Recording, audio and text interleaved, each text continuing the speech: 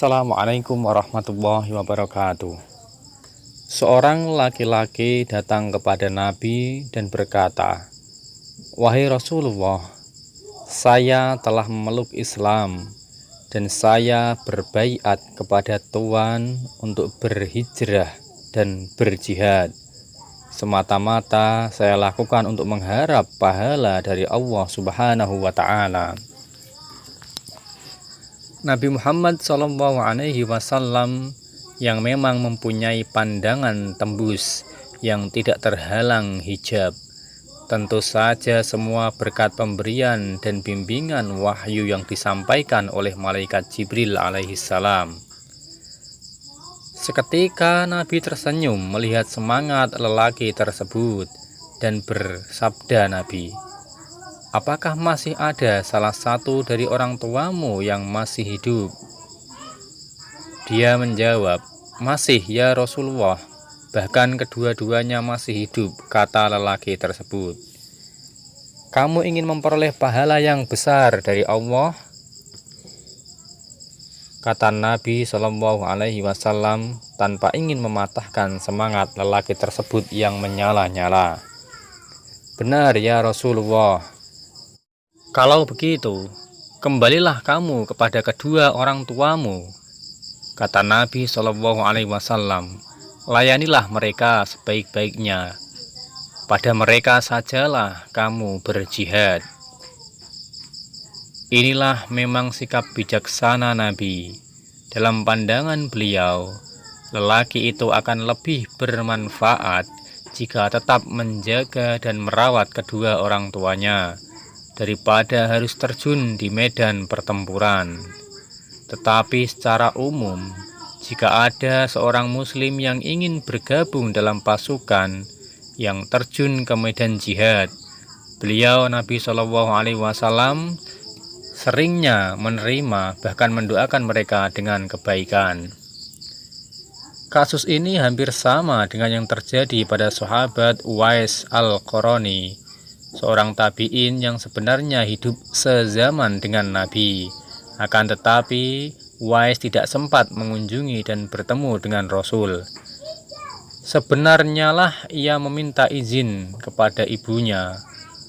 Uwais meminta izin kepada ibunya untuk mengunjungi dan berbaiat kepada Rasul di Madinah.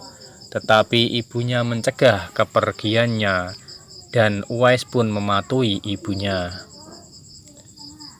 Memang ibunya tersebut telah tua dan sakit-sakitan, tidak bisa beraktivitas apapun kecuali atas bantuan Uwais. Tidak ada orang lain yang bisa diandalkan untuk membantunya kecuali anak satu-satunya tersebut, yaitu Uwais. Jika Uwais harus meninggalkan daerah Qoron di Yaman menuju Madinah, padahal akan memakan waktu berhari-hari bahkan sampai berbulan-bulan, bagaimana keadaan ibunya tersebut nanti jika ditinggalkan oleh Uwais? Terpaksalah Uwais harus memendam kerinduannya kepada Nabi demi patuh kepada ibunya. Dan pena takdir menentukan, jika ia tidak bisa bertemu langsung dengan Nabi, ia baru bisa ikut haji ke Mekah setelah ibunya wafat, yakni ketika masa Khalifah Umar bin Khattab. Namun demikian, bertahun-tahun sebelumnya, Nabi Muhammad SAW telah memuji sikap Uwais al-Qarani ini. Beliau bersabda, "Seorang penghulu, sayyid, pemimpin para tabi'in adalah Uwais al-Qarani." Beliau Nabi juga mewasiatkan kepada sahabat Umar dan sahabat Ali untuk menemui Uwais jika di masa yang akan datang Uwais tiba di Mekah ataupun di Madinah. Dan Nabi memintakan doa ampun untuk mereka. Dalam riwayat lain, memintakan doa ampun untuk umat Nabi secara keseluruhan. Demikianlah dari kisah dua orang yang ingin berjihad kepada Rasulullah, tetapi dengan sikap bijaksana Rasul, kedua orang ini disuruh berjihad untuk merawat kedua orang tuanya. Betapa pentingnya merawat kedua orang tua yang sudah tua ataupun sudah tidak mampu lagi berbuat sesuatu yang berlebih, karena merawat kedua orang tua adalah salah satu dari jihad. Itu saja terjadi pada masa peperangan, apalagi terjadi pada masa sekarang.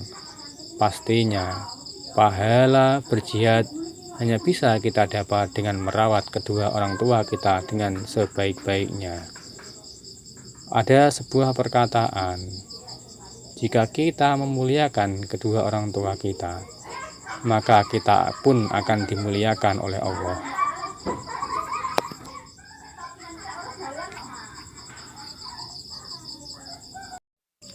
Dan apabila kita menganggap kedua orang tua kita sebagai raja, maka rezeki kita pun akan seperti rezeki seorang raja.